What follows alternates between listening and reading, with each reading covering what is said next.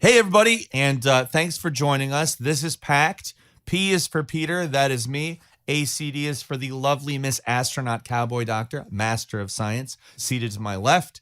Help us out by subscribing on YouTube, Spotify, or your favorite podcast service. Leave us comments as well as glowing reviews on Audible and Apple Podcasts. Most importantly, tell your friends. Help us keep the lights on by becoming a patron at patreon.com/PeterCoffin. Your monthly support gets you into the Discord server, which gets you exclusive content, and you get to see some content before everyone else. We stream 6 p.m. Eastern Time every Saturday, so plan your weekends right with Theory Packed Saturdays. I very much enjoy Eurovision, but didn't really have time to watch it today, which sucks. Israel did a song called Set Me Free. Was it just a Velvet Revolver cover? No. Shut the fuck up. Oh, we can do like our little caveat as to why we're not really talking about Israel and Palestine. Oh, yeah. We probably should actually note that. It's a completely non-controversial thing. We are 100% pro-Palestine. Anybody who's listened to our podcast, that should be pretty clear. And there's not any new information that we can give you. And here's the thing. Like, John Oliver is making pro-Palestine videos and putting them out. Like, you have plenty of mainstream media covering this. This is not something that is short of coverage. We're not going to be able to add anything to that. And we're obviously unambiguously in support of the Palestinians. I have, for about as long as I can remember, been saying that Israel is a right-wing ethno-state, is an apartheid state, and is doing an ethnic cleansing on Palestine. I've gotten shit on for it for years and years and years. Just a quick little caveat before we get going with other things on Israel and Palestine. So, people asked about this when I had kind of mentioned offhandedly that I was preparing for a large departmental meeting in which we were addressing the racial climate of our community, of our department. In academia, addressing racism is full of well-intentioned people and angry people who, are reporting these concerns, making the climate unsupportive of retaining racial and ethnic minority students and also students of marginalized identities elsewhere. And so what we had done was do a survey, which is like classic, like diversity, equity, inclusion initiative in academia, to see what people thought. And then we analyzed the data quantitatively, qualitatively, and presented it to faculty, students, our postdocs, everybody, to show what people were experiencing in the department. That's good. Yeah. That's a good start, I think. Getting up to this point, however, though, is a bureaucratic, and I'm going to use your word, Ouroboros, in which we are constantly just stating how much we want the racism to end and how much of a systemic issue it is. And then also looking at these data and acting as though these individual experiences are something that can be remediated without redressing the system. People were complaining in our department about how, the power dynamics aren't addressed. The systemic underpinning of racism in our department was not addressed. And then conflating that with microaggressions, as they would call them, in which some of these things were just kind of, somebody said I was wrong about something. Very resistant to a material analysis or if you say something like, yeah, it is systemic and here's why, people will be like, oh, okay, yeah, but that's not what we're focusing on right now. We need to focus on stopping all these microaggressions that are happening, which, yeah, that's true. The way that they go about it is addressing the symptom rather than the disease. Exactly.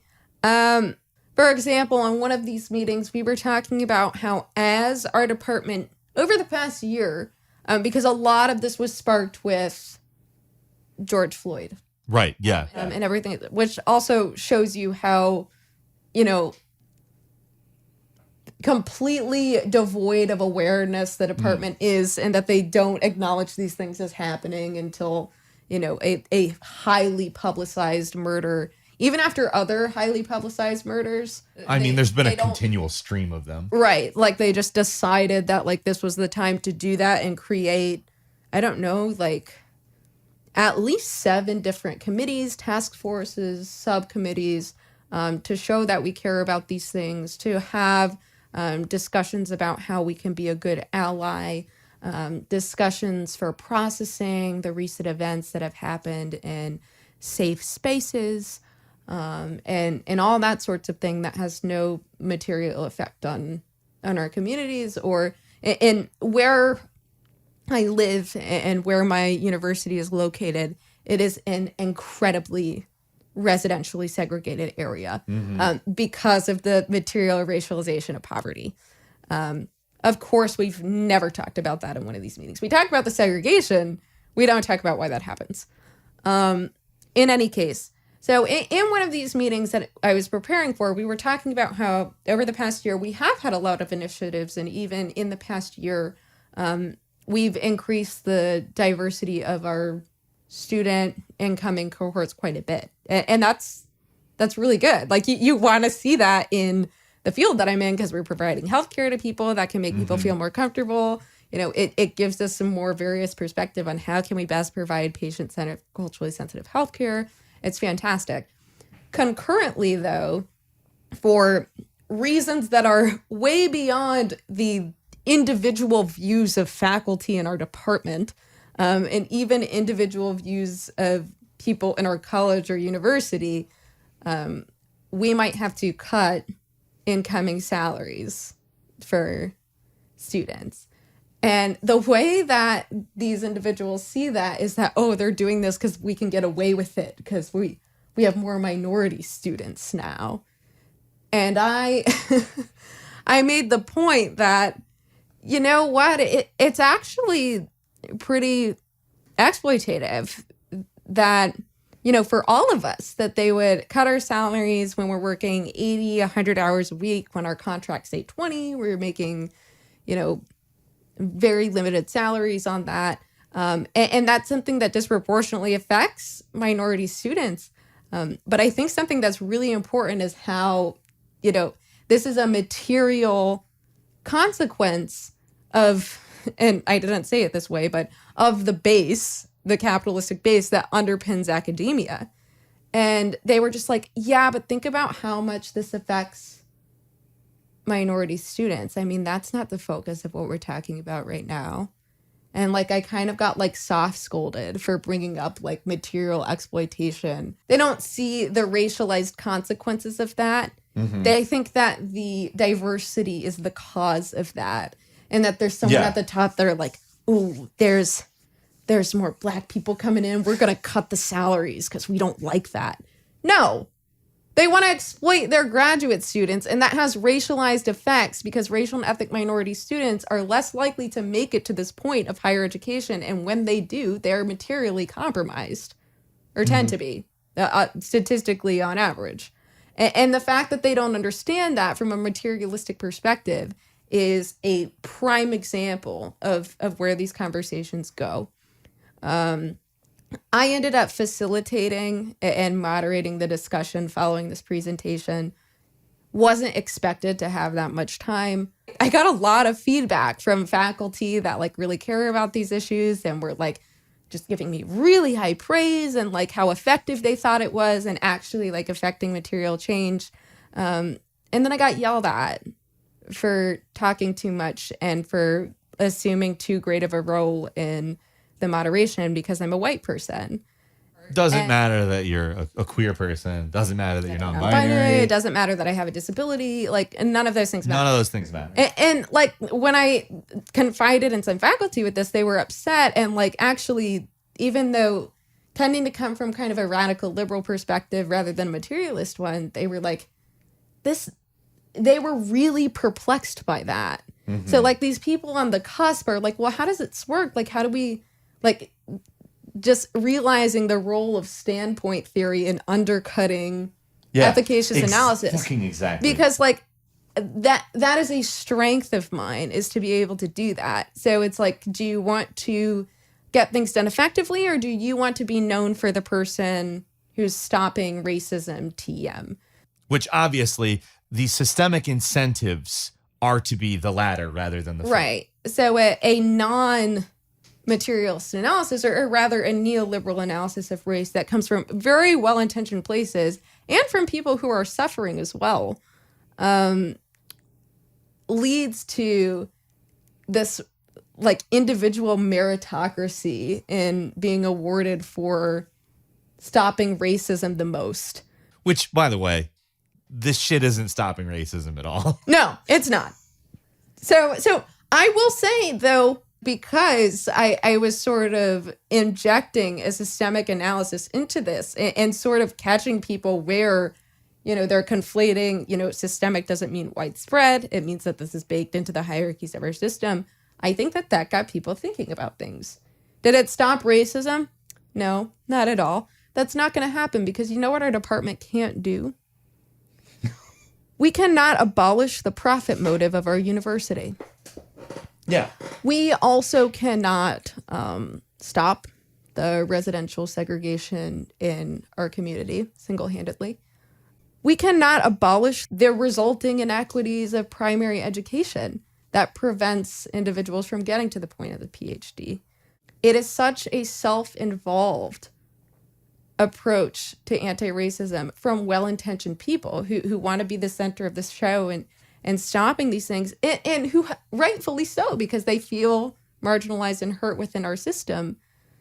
The other part of that too, though, is that it is so deeply focused on what can we do in our department that has monthly seminars on diversity, equity, inclusion to make this space more comfortable for our diverse students who were able to get to a PhD. How can we make that environment more comfortable rather than focusing on the racialized poverty of our county as healthcare professionals and how we can do that? I, for 5 years, have been running a free mental health clinic. But I'm the one that gets yelled at for moderating these conversations and trying to drive them to community-driven perspectives. It's all about, my mentor, didn't make me feel good. And, I'm exclusively exploited because I'm a minority, and it's because I'm a minority. Not because of the profit motive of academia and the publish-or-perish paradigm and how we're all affected by this. And to not acknowledge that the result of that is racialized effects, that you're experiencing that more greatly as a racial and ethnic minority, and that your minority status is not the cause of that in a neoliberal space. It's so misguided. You mentioned that the thing that's not addressed is primary education disparities. And that's really where the problem is. So what you also have is that the people who are in academia, and you alluded to this, are the people who are ultimately on the good end of the sorting. Right. They're not the materially marginalized of their spaces. But the other point is that a lot of racial and ethnic minorities, the majority of them, in fact, the majority of the minorities, I understand it might be a silly sounding statement, but that is the case. No, it makes sense. Those folks are materially marginalized, are withheld from a proper education, are not given the advantages that these specific folks who did make it into this situation are more likely to have gotten. It's the new magic school bus. Carlos, who make it into our program. Yeah. Castro was evil, man. So that Che Guevara shirt and got all pissed off. Yeah. And, a big part of this conversation is how can we make, racial and ethnic minority students who get here, or students of other diverse backgrounds who get here, or materially compromised, be retained and like want to stay, which is obviously if you're trying to diversify your student body, you want to diversify the graduates. And so one of the, paradoxically, people who are promoting this are saying that, well, one of the things that we can do is not, focus on research experience so much, not focus on like how well you did, not focus on your clinical experience or teaching or volunteering or anything like that, and just focus more on what? Oh no, I'm just no. Focus on what? What do you focus on if you're not focusing on the things that you need to like be successful? Well, that diversity wheel that got published like a month ago. Yeah, that's what you focus. Yeah, someone literally said, we shouldn't be focusing on qualifications so much. And what happens when you do that is you let people in who are going to be absolutely ass spanked. They're going to be swallowed whole. In a doctoral program where you are operating as an independent research. Your salary comes from doing research of your own and contributing to the field. What do I have? I have like 12 of my own therapy patients now. And I do assessments for other people that are niche to my specific field and chronic illness. How the fuck would you do that effectively? And then you're putting other people at risk by not having these experiences. So we should just let people into PhD programs because of their charisma, uniqueness, nerve, and talent. Like, I don't know. But that's it. That's 100% it. But the point of that is, and the most like egregious part of that suggestion, well, there are two. One is that we're talking about how much we need to like develop strategies for retention. You're not going to retain people that you bring in who can't do the work. They're going to feel like shit at every moment of the day because everybody's going to be coming down on them all the time. I feel like shit all the time. And I'm one of the most qualified people in my goddamn program. You're always being asked for something. I